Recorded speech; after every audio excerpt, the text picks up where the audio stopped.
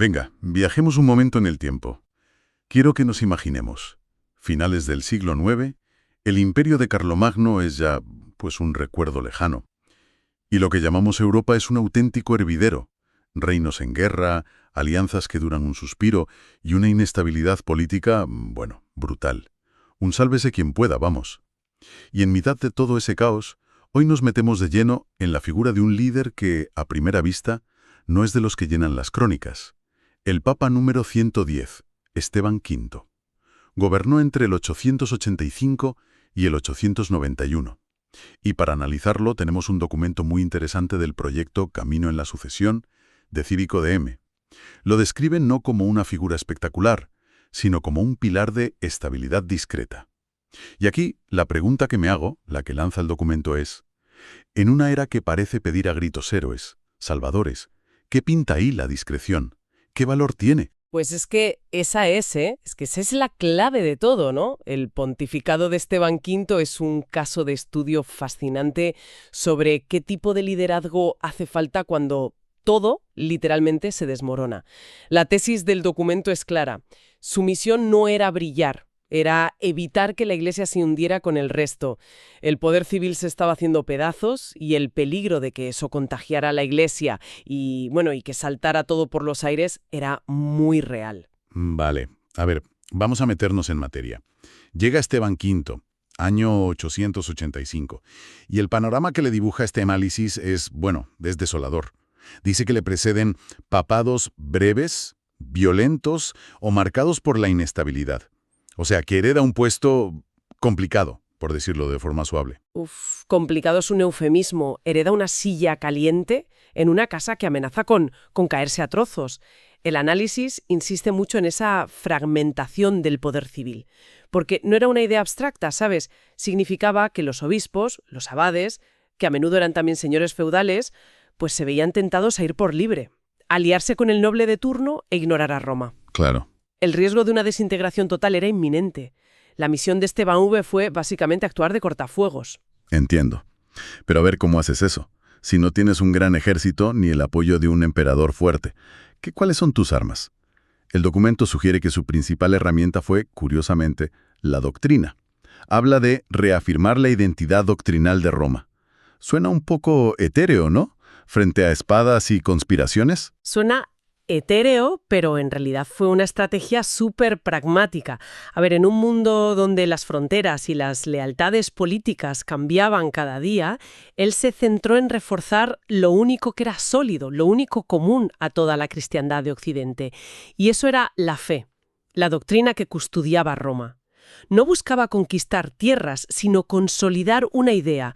Pasara lo que pasara en el campo de batalla, había un punto de referencia, un ancla. Y esa ancla era Roma. O sea que su reacción al caos político no es jugar a ese mismo juego de tronos. Para nada. Sino atrincherarse. Pero no con murallas de piedra, sino con murallas de una idea, la ortodoxia. Exactamente. Y no parte de cero. El documento lo pone en línea con papas anteriores, como Nicolás I o Juan VIII, que ya habían lidiado con las tensiones con Constantinopla. Lo que hace Esteban V es reafirmar un principio que se estaba volviendo vital. El obispo de Roma, el papa, es el garante último de la fe. Y esto no es una cuestión de poder personal, es tener un árbitro final cuando surgen disputas. Aquí el análisis mete un punto que a mí me parece súper interesante. Dice que su liderazgo era un equilibrio, una especie de cuerda floja entre evitar el autoritarismo y el relativismo. Pero, a ver un momento, ¿eso no es contradictorio? O sea, ser firme en la doctrina a mí me suena, autoritario, ¿no? O piensas como yo o estás fuera. ¿Cómo se puede caminar por ahí sin caerse, según el documento? Es una pregunta buenísima. Y es que ahí está el quid de la cuestión, ¿no? De cómo gobernaba. El texto lo explica con una idea muy potente. Su autoridad no se presentaba como un poder para dominar, sino como un servicio para mantener la unidad. Imagina un barco en una tormenta, con varios oficiales gritando órdenes distintas. Claro. La función del capitán no es ser un tirano, es ser la única voz que consulta el mapa correcto para que el barco no se estrelle. La autoridad de Esteban V, según esta lectura, era ese mapa, un punto de referencia doctrinal común, no decía obedecedme a mí, sino mantengámonos fieles a esta tradición. Es una autoridad al servicio de la comunión. Vale, entiendo el concepto. La doctrina como el pilar de la unidad. Pero, a ver, seamos sinceros. La gente de a pie en la Roma del año 885 no comía ortodoxia, ¿sabes? El documento describe una ciudad, pues eso, empobrecida, vulnerable.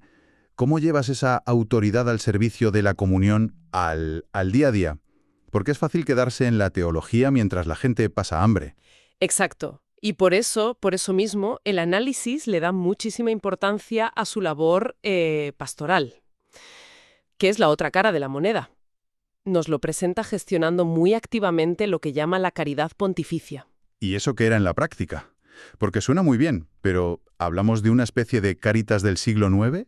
¿Repartir pan, mantener hospitales, asegurarse de que los curas de barrio tuvieran para comer y para mantener las iglesias? Hablamos de todo eso, de administrar los bienes de la Iglesia para el auxilio de los necesitados, el sostenimiento del culto y la estabilidad del clero. Pero ojo, hay que entender el contexto para ver lo importante que era esto.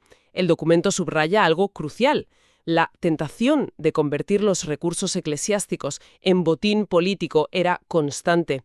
Cada noble, cada facción veía las arcas de la Iglesia como una fuente de financiación para sus guerras y sus ambiciones. Claro, una caja de ahorros a la que todos querían meter mano. Exacto. Y la decisión de Esteban V de dedicar esos recursos solo a la caridad y a la Iglesia era en sí misma una declaración de principios potentísima. Era decir, esto no es un banco para señores de la guerra, esto es de los pobres y de la misión de la Iglesia. Al hacerlo, no solo ayudaba a la gente, sino que reforzaba con hechos la independencia espiritual de la Iglesia. Es una dimensión muy potente, sí.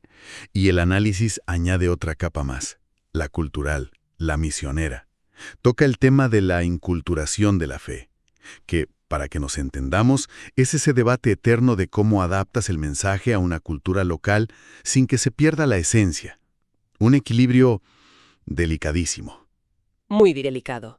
Y la postura de Esteban Beth, que describe la fuente, es de prudente pero firme. Por un lado, se muestra abierto. Reconoce, por ejemplo, la legitimidad de las lenguas vernáculas en la liturgia para los pueblos eslavos, siguiendo la línea de sus predecesores. No es un centralista romano que impone en latín a toda costa. Entiende que la fe tiene que hablar el idioma de la gente. Justo. Pero Pero hay un pero, ¿verdad? hay un pero muy importante, claro.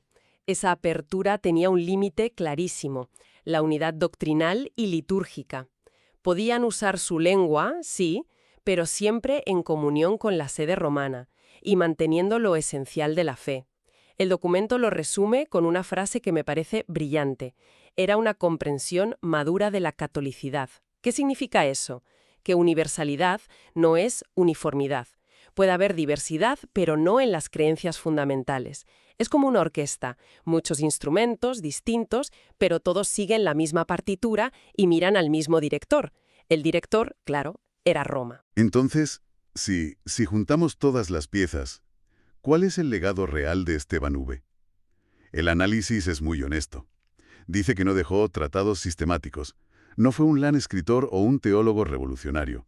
Su magisterio, su enseñanza, se expresó de otra forma. Se expresó en sus actos, en sus decisiones y orientaciones del día a día. Y esto nos lleva a la idea central que propone el documento, y que va más allá de su papado. Es una idea potentísima que define, yo creo, todo el primer milenio. El Papa no es un innovador de la fe, es su custodio. O sea que no está ahí para inventar nada nuevo. Exactamente. Su trabajo es confirmar lo que se ha recibido, no reinventarlo. Su legado no está en un libro que lleve su nombre, sino en la propia institución que ayudó a mantener en pie. Entiendo. O sea, que el hecho de que un papa, digámoslo así, normalito, sin un carisma arrollador, pudiera mantener el barco a flote en mitad de un huracán, es casi más impresionante que el de un papa superestrella en tiempos de paz. Esa es la importancia apologética de su pontificado, como la llama el documento.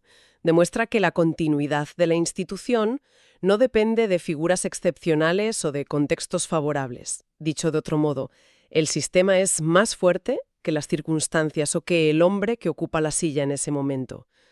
Un cínico diría que esa unidad era más ficción que realidad, y en parte tendría razón, pero el documento argumenta que sin esa referencia central, sin ese custodio en Roma, la ficción se habría desvanecido y la Iglesia de Occidente se habría fragmentado en docenas de iglesias nacionales.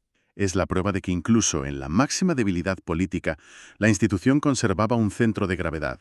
Lo resume todo y define su legado. Esteban V representa esa estabilidad discreta que permite a la Iglesia atravesar periodos de confusión sin perder su identidad.